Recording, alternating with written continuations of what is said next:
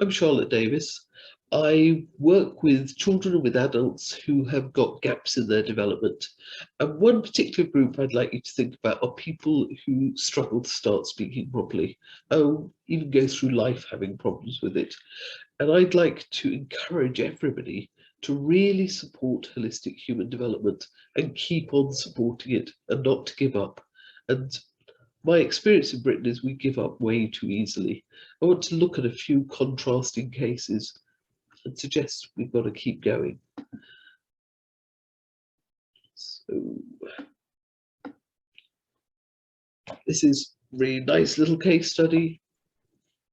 On the left, you can see screenshots of a child sound processing. The top left is where we first saw the child. His sound processing was chaotic. On the right, we've got screenshots of eye movements, and you can see on the middle shot of the eye movements, it's really, really limited. The child doesn't move his eyes, he moves his head when reading. And we did 6 weeks work with this child, and lo and behold, after 2 weeks of sound therapy and a bit of motor skills and eye movement, we get a massive change in his sound processing, we get a massive change in his eye movements. Suddenly he is able to work with his eyes across his midline. They are tracking, they're making normal eye movements. And so it's delightful. He moves on, it's quick. 6-week intervention. 6-week intervention, that is absolutely exceptional. Humans take years to develop, and when there's been a delay, normally it takes much longer. The joy of getting sound processing working is it hits in across the global development. So this boy, as soon as his sound processing worked, you saw developments in his motor skills, you saw developments in his visual skills, you saw that he could engage socially and his facial muscles are moving much more. And of course, he can make far more sense of the nuances of sound. Really, really exciting stuff. When we think about development, we're always thinking you've got to nudge the whole lot. We have a program which is about, once we get one thing going, let's make sure everything else is working. Because if sound processing is delayed, our experience is that it will impact on everything else. And it's really worth going through and double checking that everything is working well. I'd like to show you a child who, by contrast, his mum's worked really hard to get him from 0 speech to speaking. And this is the result of 2 years' work. But my goodness, I cannot congratulate that mother enough, because she's kept going. And once you've got the speech, you can communicate. And once you communicate, you can sort everything out. Even if you don't get through sound, you're going to be able to get it through other exercises. So let's see the video. Start. Get off the bus. Come on then, move it. Get off the bus. I am the boss of the bus. I sell the ticket. So as I said, you get the sound working, you get the motor skills working, you can start building the human up.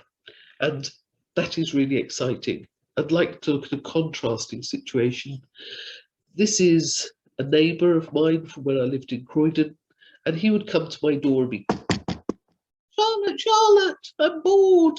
And he was so bored. He lived in a care home. Nobody was supporting his development. No one was stimulating. He would just drift around, so bored.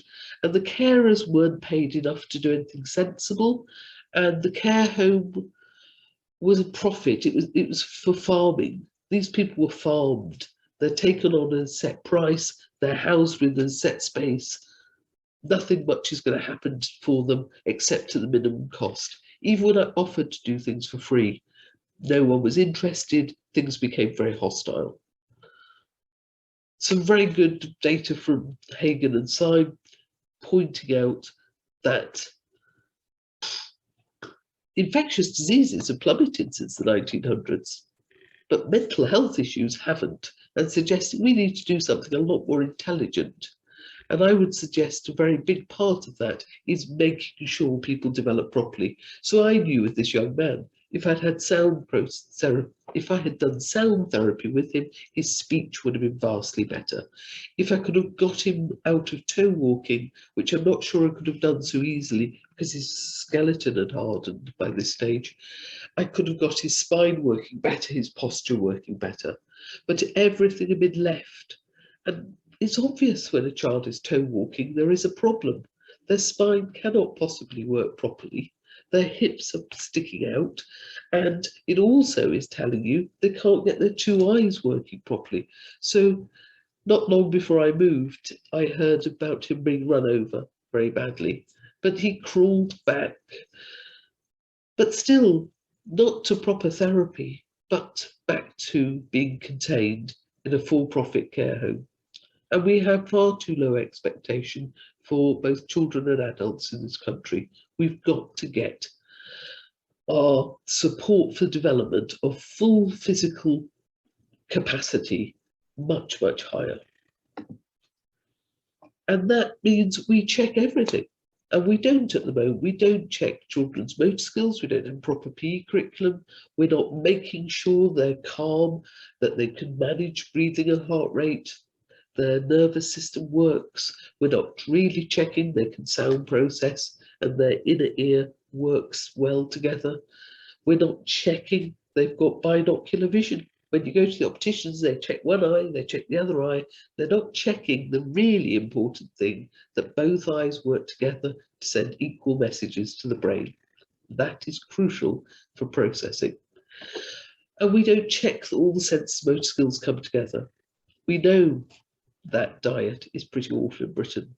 We know that many children have sleep problems, and I would suggest a lot of it is a byproduct of the previous things. We know they're not getting enough exercise. We know that they're not playing enough, and that families are often disrupted by poor housing, flexible hours of work, low pay, It's all interconnected. It's all public health. It is all minimizing opportunities for people's lives. We need to get it much better developed. These are my contact details.